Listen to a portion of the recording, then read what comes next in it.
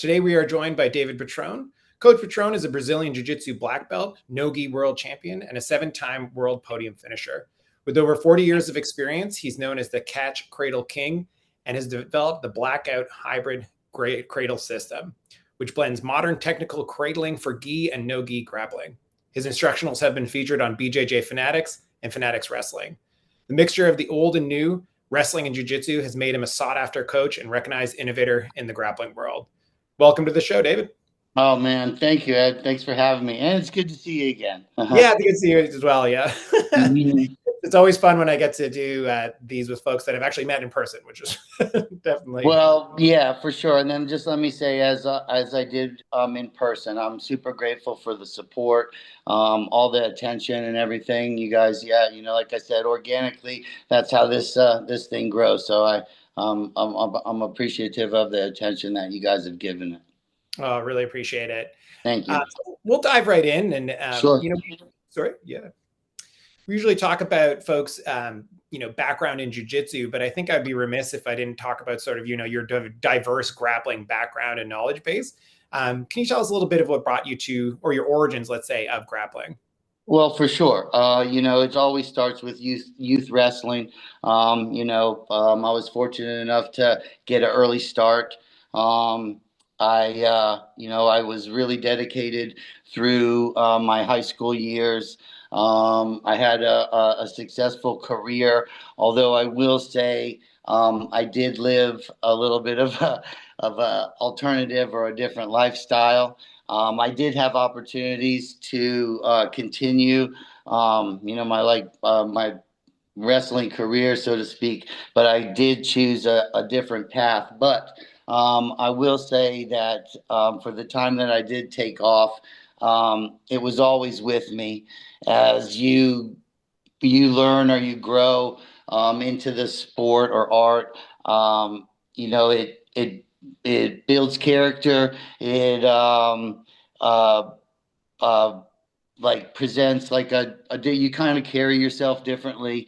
I will say that it was always with me, but officially I started back at things early 2000s.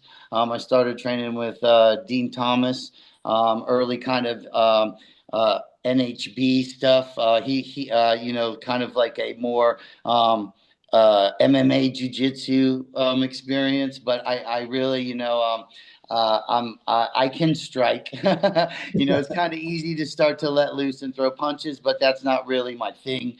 I love the art of grappling. I love the intricacies of the techniques, gi or no gi. Not to get off course, but I started with Dean in like early 2000s. He was fresh out of Japan, and then we kind of had a thing where the Japanese style or the Shudo style had a heavy catch wrestling influence. Although Dean is very like homegrown, and in the beginning, but his style was very like wrestling based. So we kind of hit it off. He sent me home with a bunch of VHS tapes, to kind of just study things. But what I got from it was things that I already knew.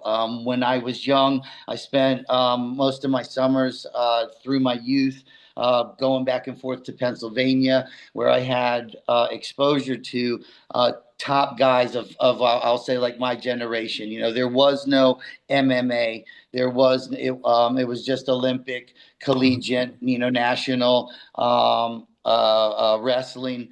And then an influence of like karate and judo and that kind of thing. But I was fortunate enough that I was introduced to catch wrestling when I was young. I was really taken with it. I met an older gentleman, William Wicks, he's kind of known through history as like an American carnival wrestler.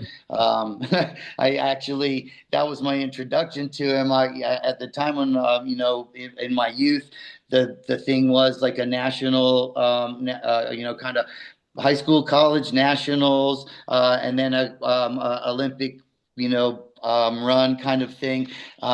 Collegiate wrestling was really big. And I said to him, hey, what college did you run? Where did you wrestle? He's like, I wrestled in the carnival. And I was like, in the fair, kind of like I was a blonde haired surfer kid from Florida, I was like, what? But I was introduced to the art of break, the arm bar, leg locks, knee bars, neck cranks, that kind of things. But of course, as a youth, and for what rule sets that I participated in, all that stuff was illegal. But I was fortunate enough to see value in what I could use and couldn't use, and it started to formulate kind of the style that really what I do now. I was also I had an opportunity. Wade Shallows was kind of like an off-season coach of mine, and like I say, at the seminars and stuff, where I'm a product of those events, or that setting. We didn't have a social media. We didn't have exposure to all these different techniques and everything. So I was fortunate enough that people physically took time to kind of like share with me, and then kind of just making it a longer story than it is. I just was fortunate enough to be around some of the top guys in my youth, that they actually took their time to kind of mold or share, or kind of like set me in a direction that I'm where I'm at now with what I do. So. That's awesome. And it's great to have that touchstone to folks like before folk style, what catch wrestling, was in its earlier days, before it sort of got the Olympic rule set and the submissions were taken away. It's Sure. Rare and rare to have that direct contact to that knowledge, for sure. Yeah, when I was exposed to it, I was like, you can do that? Yeah. And it was like, oh, yeah, but also, like I say, I found value in some of the things that I could do and not do. The crank in a folk style application for me was gold.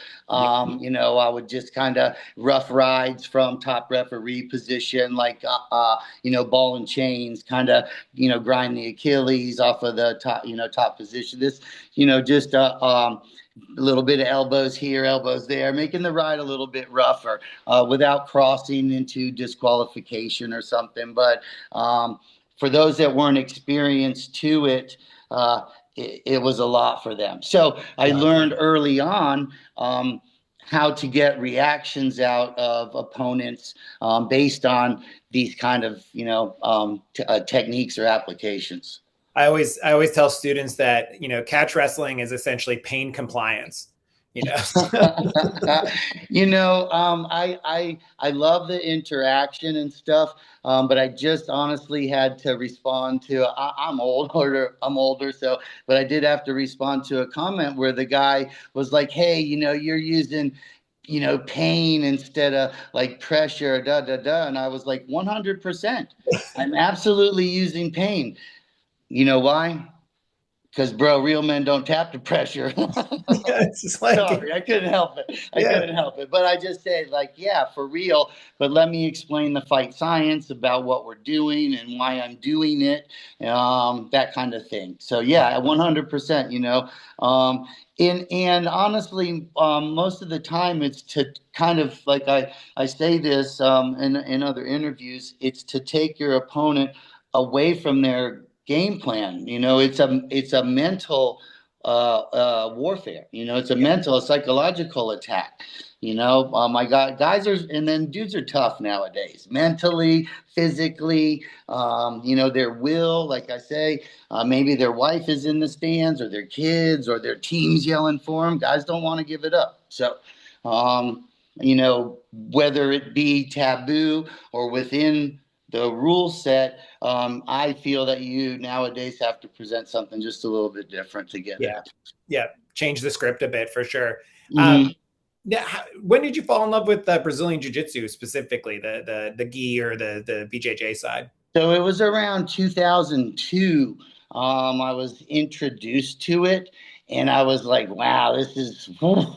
Honestly, it was like wrestling in a sleeping bag. It was wild, and I honestly didn't really have a draw to it.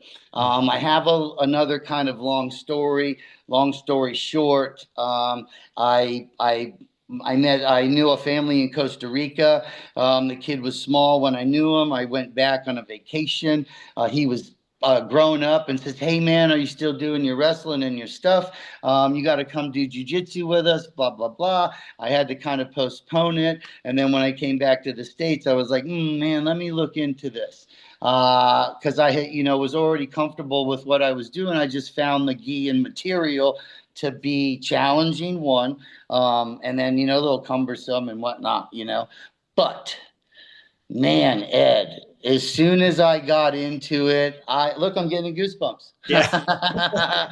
Man, because I'm a little like, so when I do something, I do it, and I always find myself at the end of things, and I'm like, okay, kind of like what's next. But man, with the gi, and I will say, Brazilian jiu-jitsu, you got call it American jiu-jitsu, whatever, man. I just love gi jiu-jitsu. I love the art of using the material, the challenge that it presents, all of the systems, man, that are available. I'm a top guy. I say that. I'm a wrestler at heart, but man, I love a good berambola. I crab guard, all that stuff. I've been exposed to, fortunate enough to some of the top Brazilians, Gracie Elite, like kind of old school guys. Roletta is in my lineage. I've trained with Gordo, Draculina, Seneca, all those guys through my professor. And then what I say about the kid in Costa Rica, he learned jujitsu from this Brazilian guy that's in Costa Rica. And then come to find out, he and my professor were teammates in Brazil under the Gracie, all that. Yeah. So it's like I say, there's a kind of a big story, but a Yeah. cool, it kind of is like a full circle thing. But it was honestly like around 2000.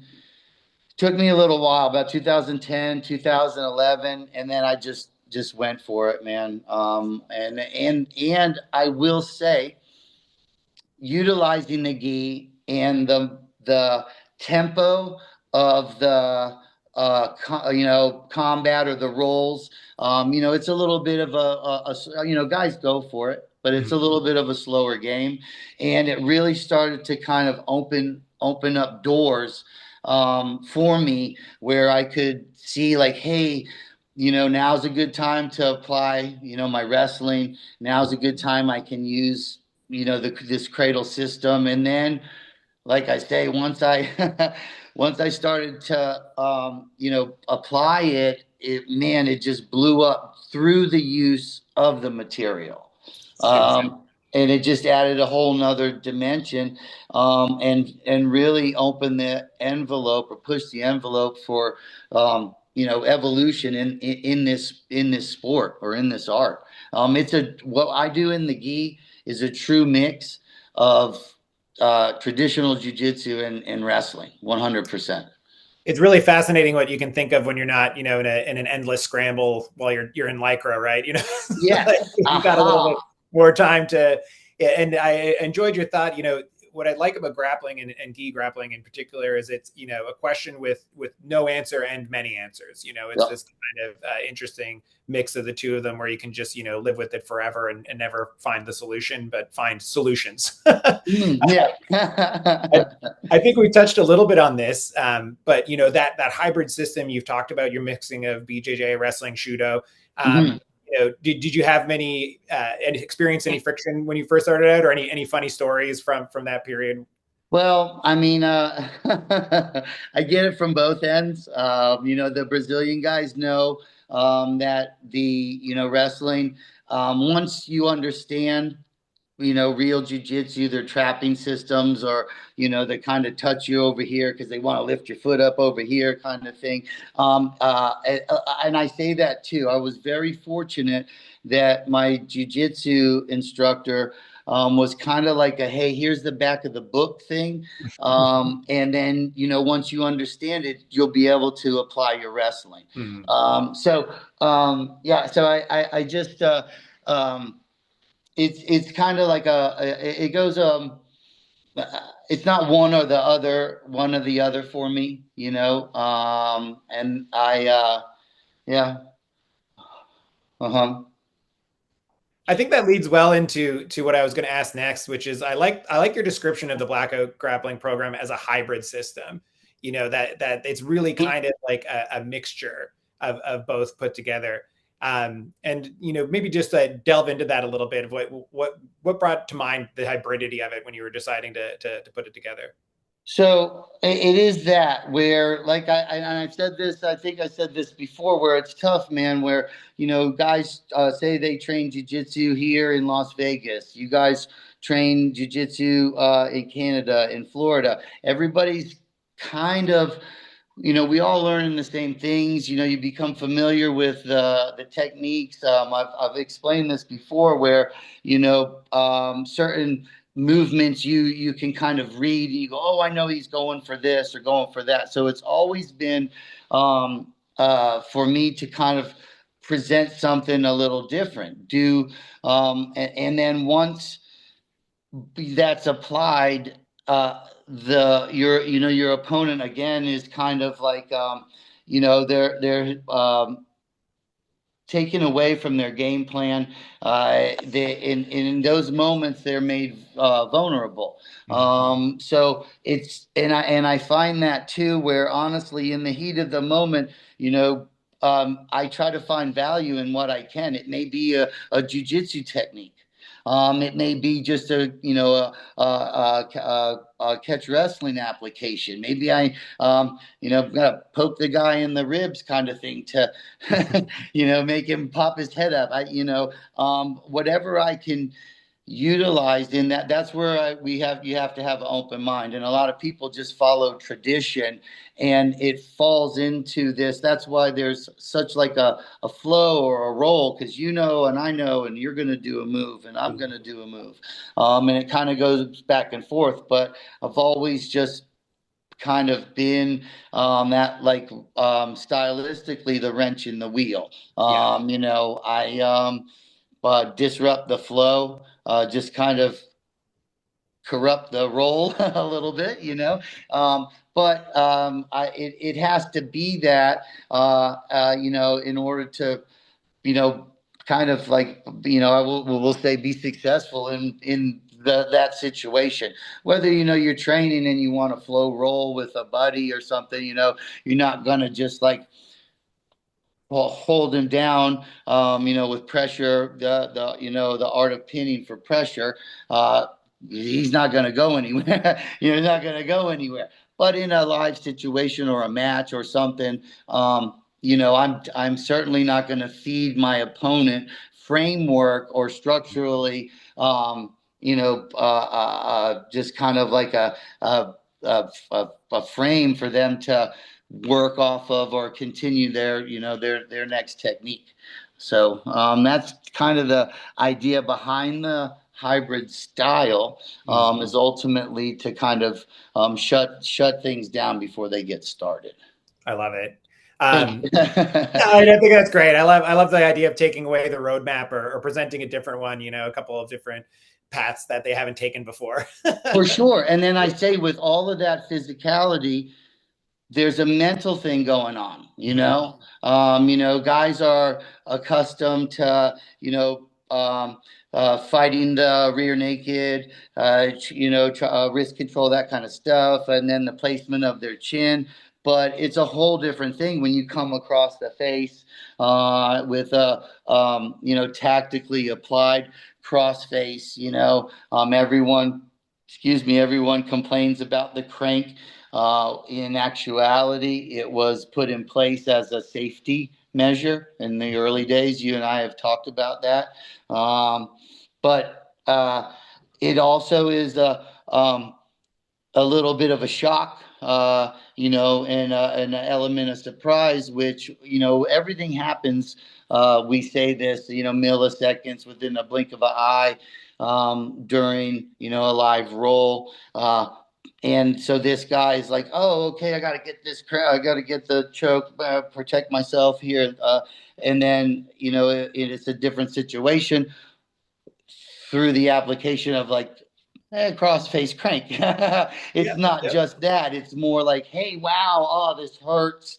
There's a few different variables that take place through this application, which strategically just kind of unplugs this guy's mainframe. So Yeah. that's really what I'm going after, and that people. I've had we've talked about and pardon me, but the dick moves and that kind of Yeah. stuff. But for me, brother, it's fight science. Yeah, yeah, 100%. I think the first guard pass I ever learned was a can opener and then to a pressure pass. And I remember going to a jiu-jitsu class and being like, well, time to can opener people. And they're just like, Yeah, I'll say that. You want to know, and then just because we're talking, I had that move applied to me like, like 2001, and like everybody else, I get asked like, hey, how have you had injuries, this or that, and like, hey, listen, there's many times I've cried in the shower, like, Yeah. oh, it's over, my knees blown out, whatever, but I've never been under the knife. I've never gone to had any kind of anything removed, nothing. But I will say, man, I got put in a can opener in like early 2001, and it wrecked me for months, Yeah, yeah. months, like literally. But also, I didn't tap. And again, for me, that's what I say. These are learning moments. You learn to tap and tap quick. 100%. And Yeah. then, yeah, live to fight another day. So I get that too. Like, oh, you're going to hurt somebody or do this. My brother, just tap. Yeah. That's all. How Uh-huh. this all ends. Yeah. Uh-huh. um, Yeah. I love that you've become known as the cradle, king, the cradle master, let's say. And for me, thinking about the cradle has always been kind of like a positional hold or hold down or a switch to a pin.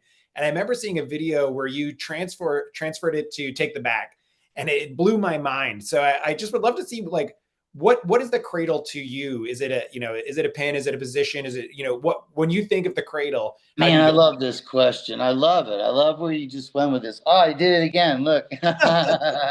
Like I said, man, none of my friends, I'm not allowed to talk about this stuff. They're like, bro, that's all you talk about. But and then my wife, I can't, she's, Yeah. I can't get a conversation. She's like, hey, da, da. I'm like, what? If you take the back, she's like, I'm not talking to you. But no, for real. So listen, I didn't create the cradle. It's been around since the dawn of time. But beyond traditional wrestling and it being a mechanism to pin, which is the greatest value in wrestling, to put the shoulders on the mat. Boom. And or a hold for back exposure, back points. And I say hold. I have to ask the guy. I did it in California, man, but I get so many where I do have a clip of it where I hold this big guy. I mean, he must be like 260. Mm. But I get him cradled and I'm like, go. And he can't get out. And then I lessen, my grip. I go down to literally where I'm holding my fingers like this. But it's the compromise of the joints. Mhm. It's the at a say a 90-degree angle, the leg and hip is strong. But once compromised beyond that, it has no power. Mhm. And also the back is compressed. The neck and shoulders are. It's the only hold that controls 3 points: Mm. the Yeah. knee, the hip, and the neck. Mm. All at once, which that bunch, like I get guys all the time, it's like, oh, I'll just kick out, and it's like, well, tell that to the thousands of national Olympic wrestlers that have been pinned with it, Yeah. or let alone just go back to the story of Mark Schultz and Rickson Gracie, where Schultz had him in the cradle. Rickson couldn't figure his way out. There's a long story about it, but 3 elements: technically, physically, and just by will. Like he didn't have the information to resist the hold. He didn't have the strength to bust out of it, and at a point he technically couldn't do anything, so he just had to wait it out. And said it was the worst thing that he's ever had to deal with. But ultimately, he triangled Mark. For me, I found myself in the same situation where I would be in these kind of scrambles, like in early 2000, and would consolidate or solidify the cradle and and hold the person, but I not have anywhere to really go with it, other than getting a breath, seeing where I could go once I let go, type of thing. But ultimately, you're vacating one of the most dominant controlled positions, whether it be wrestling, jiu-jitsu. It's just the art, or it's a position of confinement. Once consolidated, boom, that's it.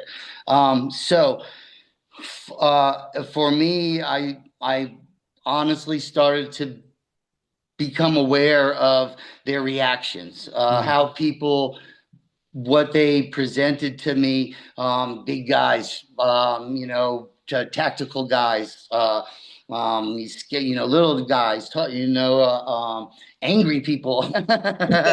Guys that didn't give a shit either. They're like, hey, I've said that before, where some people are so flexible nowadays that they're not really threatened by the bunch. I had to develop something to deal with that kind of reaction, or as it pertains to the other ones as well. The ego, or them wanting to kind of kick out or break free. Sometimes I just threaten the hold and force a reaction, and then try to advance from there. But that's what it was for me, where it was kind of like, if we do put a date on it, around like the 2002, I had been training with Dean. But for me, it's just that, like, I didn't create it, but I would say tactically, I'm the first to weaponize it. I utilize it as like a headquarters position. If you apply it from the start, like I was saying at our seminar, this is something that, yes, you can kind of catch it that's where it comes from organically. You're like, oh, I locked it up. Yeah. And you have an opportunity to do something with it. But most people don't have don't have the knowledge or information. Now they have a taste of it, but that's what I say. Okay, now that you've been exposed to it, there's an opportunity to use this as a real offensive system, or a headquarters position. For me, it's kind of that, where going beyond a hold, even taking some of the making it a little bit more serious than kind of like a one trick. You can grab the head off the cradle. Something a little more evolved, where it ultimately turned into the system. Mm-hmm. Yeah, I think that's a great example. The headquarters, or a home base from which you can build your attacks. It really is incredible. When I was in shoot wrestling, ours was always Kesagatami. You'd always be searching for Kesagatami, side headlock control, going after it.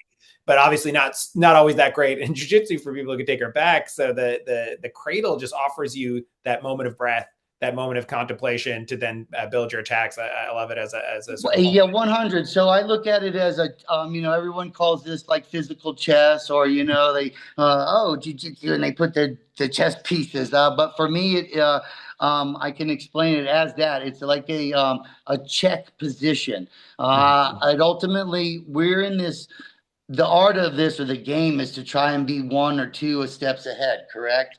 So this puts you right in that position once solidified, or even just the threat of it, because you're one step ahead of them, forcing the reaction, forcing them to act, whether it's strategic or erratic, or aggressive, or they don't, like I say, they're not threatened by it at all. Yeah. But that is it really, where I look at it as that. It's kind of like I put myself in this position, or I apply this position, and then it forces you to, I'm kind of already the one step ahead, you Yeah, know? super fascinating. Mhm. So let's talk a little bit about your coaching and sharing knowledge. So, we've mentioned some of these names before, like William Wicks and Wade Chalice, Joe Corso, Gene Mills, all these incredible folks that you've got to, Yeah, I was really fortunate, yeah. Um, And I guess, from those diverse range of experiences, what ingredients do you think make up a great coach or instructor?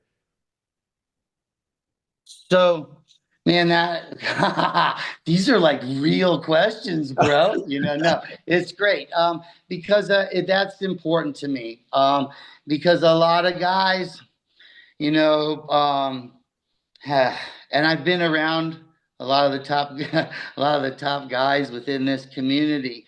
And for me, it's really about your contribution, Mhm. to your students or to the community.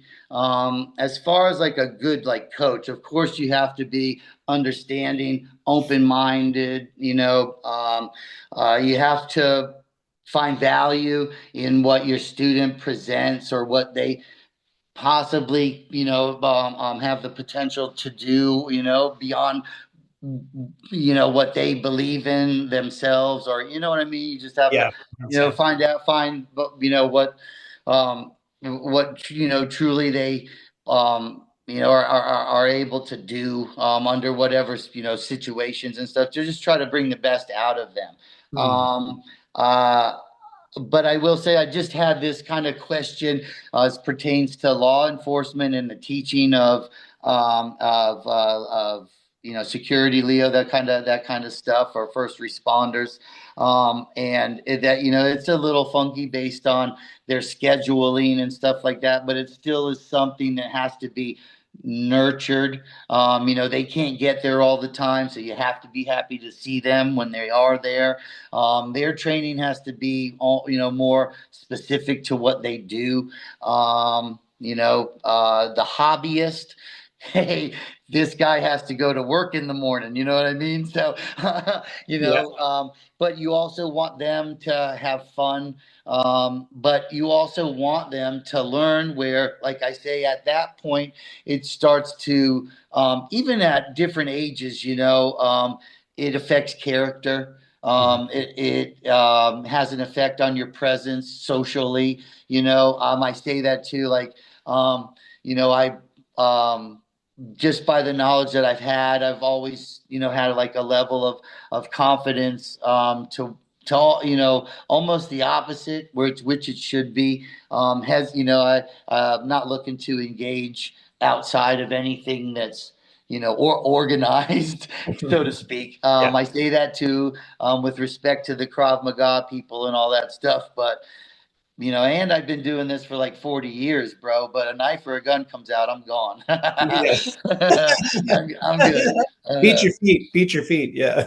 yes, but I say, that as a good coach, and then there are some, maybe to talk a little, a little south, but I have been around some guys that are, inflated egos. Yeah. My apologies though, fellas. Yeah, sorry. Sometimes I get a little long-winded. Like I say, Oh no. I don't get to talk about this stuff too much. No, You I'm think? happy for it. I just don't. Yeah, I don't want to occupy too much of your time. So. No, not at all. Like I said, I'm getting ready to. I'm just packing up my surfboards. Oh, nice. I leave for Puerto Rico tomorrow morning. Oh, Um, stellar. yeah, it's this one's cool. Like I was saying to Greg, I have the opportunity to, I lived there for a couple of years as a kid or a young adult, just kind of running around surfing. That's why I said I had a little bit of a different kind of lifestyle. I love the wrestling and grappling, but it consumed. I was a little burned out. And I grabbed my surfboard and just ran off to Puerto Rico to That's kind of hang awesome. out. I return tomorrow for the first time since like '91, bro. Yeah. Yeah. So, but my Dan Valamont lives down there, and he's kind of like my liaison or man behind the scenes with BJJ Fanatics Oh, and the nice. Fanatics family. So we actually have two workshops. Yeah, two workshops scheduled on March 4th and March 6th. Yeah, so he teaches down there at two different academies. So and I say workshops because I'm just trying to do like a pay it forward kind of thing. Dan's been really cool to us, since day one. He's never said no, and is always like just leads with honesty, bro. It's great, really cool. But yeah, so I get a chance to, and bro, he's the only one who went like all whatever 6 minutes with Jordan Burroughs and Jordan not score on him in like the last. It's a weird statistic, but it's great. Yeah. But yeah, national champion Penn State wrestler, and the time that I spent in Pennsylvania, it's cool because our styles really mesh well. So I'm Nice. looking forward to it. That's awesome. That's awesome. So I'm not sure if you wanted to wrap up on your thoughts about what makes a great coach. If not, we can Oh yeah, go well, on. we were just had kind of gone through and was talking. We were talking about the hobbyist, and then Yeah. just kind of keeping them connected, but also teaching them a skill.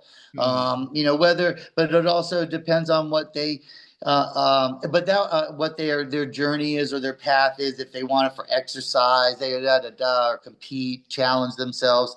Um, but for me, it's always tough because the baseline for me as a coach, first and foremost, is that this is a martial art. Mhm. 100%.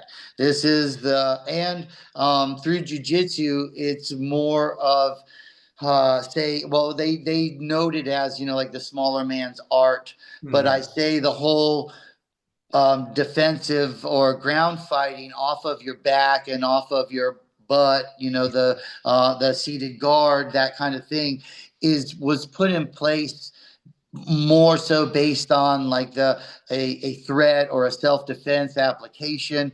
And then guys started to manipulate the position to enter into legs and that kind of, and then it became sport and whatnot. But it's actually um, self-defense or altercation 101, where you get pushed over Yep. and you fall down and you're on your butt and you have somebody standing up in front of you. Mhm.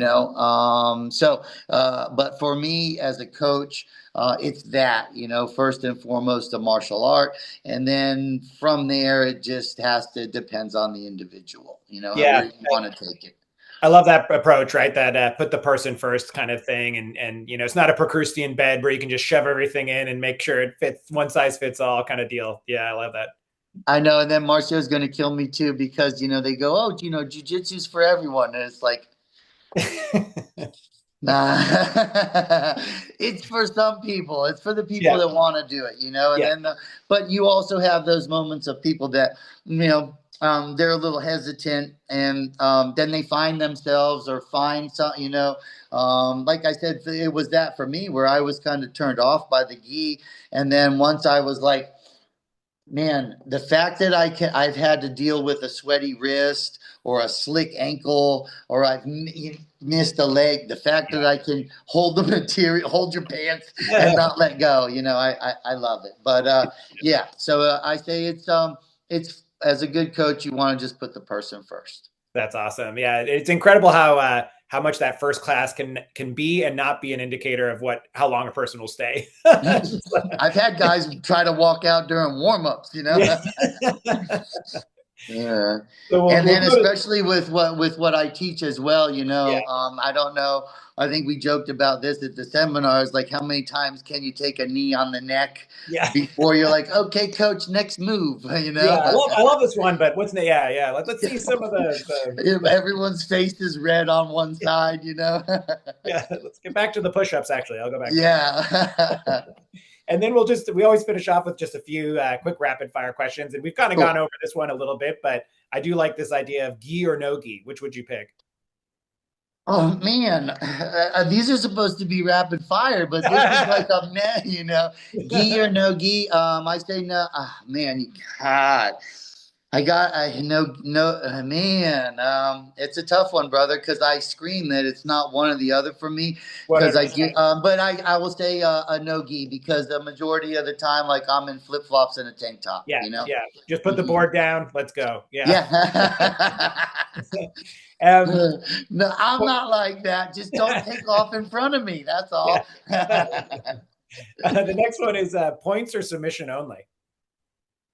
Man, for sure, submission only. I do love the tactic of the point system, but ultimately, at the point of pin or where there is no value with the shoulders on the mat, even if I have you down, I've been kind of stuck on the bottom, and it's like, all right, well, dude, unless you're gonna kiss me or something, let me fucking go, But yeah, and then some guys can take a lot of stuff, and then tactically, some guys, will accept the guard pass to flow into techniques or move into, an offensive application kind of thing. So, yeah, I'm for sure submission only, but I respect the art of the game. Points are cool, but it's that. I mean, what's the end game? Submission. Exactly. Yeah, it was funny. I was going to throw in pins in there somewhere too, but I Man, did. yeah. Well, I mean, with the catch wrestling, okay, I don't want to lessen that at all because to keep your shoulders off the mat is a different beast. That's what I say. A lot of guys concede to this like passive position and fight off of their back and stuff, and they're good at it. But ultimately, you don't want to fucking be there. Yeah, yeah. Sorry, I mean to cuss, but ultimately, you don't want to be there. It's a tough road. You're literally kind of at square or base one. So yeah, for sure. Sub So this only. is yeah. So this is maybe a tough question too, I realize in hindsight, but most influential person on your grappling. Wow. That one's tough because within this jujitsu thing, I've had a lot of old school guys that I've had exposure to. Gustavo Machado out of he's in Virginia Beach. Um, Through Guy, had a huge like physically like I met him, I trained with him. He's friends with my professor. Uh, and then as far as like philosophy, he's like, hey, it doesn't have to be pretty, Yeah. just a little bit more of an old school application that I could connect to. But for sure, it's Gene Mills and Wade Chalice, as far as like tenacity or just the mental state or how to approach things, Gene had a huge influence on me. And then I would say, like, as far as like techniques and application, for sure, Wade. It just was a little bit of a rougher ride, and it was kind of thing. That's why he took the time. Like I was already kind of doing this shit, Mhm. and he's like, "Hey, kid, come here." Do this and that. Like he actually showed me the chin pick firemen's at like 15 years old, and it took me until an adult to really like commit to it because I was like, oh, you can do that, Yeah. But yes, so yeah, like I would say those guys, That's Gene and awesome. Wade for sure. I love it. Great, great picks. What's one submission you can't live without?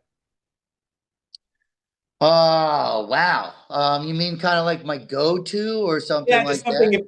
something if it got taken away from your toolkit, you'd be like, ugh. Oh wow. I, I would say probably the crank Face Yeah. crank. 100%. Because I use it in a variable, it has like three kind of applications for me, and ultimately, submission. But it's integral part of a lot of my movement. Cool. And I say that with everyone. Like I'll just kind of make it quick, where they dog the crank and stuff. But for me, it tactically, I'm trying to turn the spine. I'm trying to take the power away from you. And it starts at the top, where the head goes, the body follows, yada yada, all that kind of stuff. So I use it to manipulate positions. I use it psychologically, and I use it for a result, for Yeah. submission. So Yeah. yeah, don't take my crank away. That's great. And then, so the last one, you've got a super fight lined up. We're in a big arena. What would be the band you'd want to play your fight entrance music? Oh my gosh. Oh man, I'm getting the goosebumps, and everybody's running the gamut. But I'll probably say like Pantera, Nice. Driven by Demons. I love it. I love it. I thought you'd have a great answer for that one. So, and then final Man, I got the question. goosebumps from that. You got me. I just had a whole thing of walking out to Pantera, like, Right? what? Yeah. Yeah, I'm um, sorry, brother. I'm very. I always get all the time. It's like, when are you going to grow up? And it's like, yeah. this is it. Yeah. This is where we're landing. Yeah. There's no I'm growing going up. So, surfing tomorrow. yeah. Later. And then the absolutely last one is where can fans find you? Where's the best place to catch you online? Oh, bro. We're on all the platforms. Although it's tough because I get dogged. But yeah, we're YouTube. I don't really do the TikTok thing. YouTube, Instagram, Facebook. We have I have 8 instructionals at BJJ Fanatics. I tour the country. And then this year is an international thing. Started out with you guys. Headed to Puerto Rico, and then I have Amsterdam, and Italy just reached out. So Oh I'm wow. trying to, yeah, I'm really stoked because I Yeah. have family. I'm Of course. Paisano, Yeah. yeah, Yeah. I got a little Guido in me. I trying to connect all of that stuff and put it together. But yeah, we got big things planned for this year. And then I'm here in Vegas, man. I don't have an academy. I did in Orlando. I did it all, through the shopping center and then my own building and all of that stuff. But I travel a lot, and that's my kind of thing. Like I was saying, I love to share. I love those settings, seminars. I love the hands-on. I love to meet the people. I love teaching and having students, but sometimes, on a Tuesday night, guys get a little complacent kind of thing, and I'm passionate about this. So, and I feel that I can just like do more, being accessible to more people, different levels. I love structuring, of a student from one belt to the next, but I also love those light bulb moments of people that haven't seen this kind of stuff before, people that are familiar with it and didn't know you could do this kind of stuff, or even higher belts that are like, man, those are tough ones, but I see them. I see the light bulb go on. I Yeah. see the eyebrow raise. But, real recognizes real. And I do get a lot of compliments, from experienced guys, people that recognize. So, yeah, I'm cool with all of that. That's awesome. Well, it's been a huge pleasure, David, and thank you so much for being on Roll Call on Roll Club. Yeah, Eddie, I really appreciate it. Give Marcio a hug for me. Tell Greg thank you and everybody. And yeah, I hopefully, I think we're supposed to see you guys in the summertime. We're going to do some cradles in the gi. So That's awesome. Really yeah, excited for it. awesome. And then we'll clap on the interview. And before I forget, David, I forgot to mention that I think we have a mutual friend. Or did you know Joe Ominous when you were back in Florida? I think so. Yeah, he was like he's a great wrestler. He's a school teacher and taught wrestling as well. So he was like, "See if Dave say hi to Dave Patron for me." Yeah, that's so cool, bro. That's like from like high school times or Yeah, something. Like, wow. I'm a little bit older too, so hold on, bro. Like you just like yeah, I'm doing names and everything. That's really cool, man. Yeah. So yeah. like I say, a small small world, big family, One hundred really, percent. really cool. Yeah, and I say that too about, our connection through Marcio and your professor, like, and Marcio was like the first black belt that I rolled with. Oh, bizarre. Yeah. Yeah, when I started gi and stuff, it was great. Totally. If you ever go to Um, Japan, I'll have to hook you up with my Japanese sensei too. He's an old catch wrestler as well. Wow, that's great. Yeah. My sister actually leaves on the 4th to go to Japan. I had an invitation, but I'm going surfing. But man, Nice. it's Yeah. good to have the connections, that's for sure. Totally. Well, definitely enjoy yourself, and thanks again so much for coming on. Thank you, Eddie. I'll see you guys in the summertime. Excellent. See you. Bye, guys.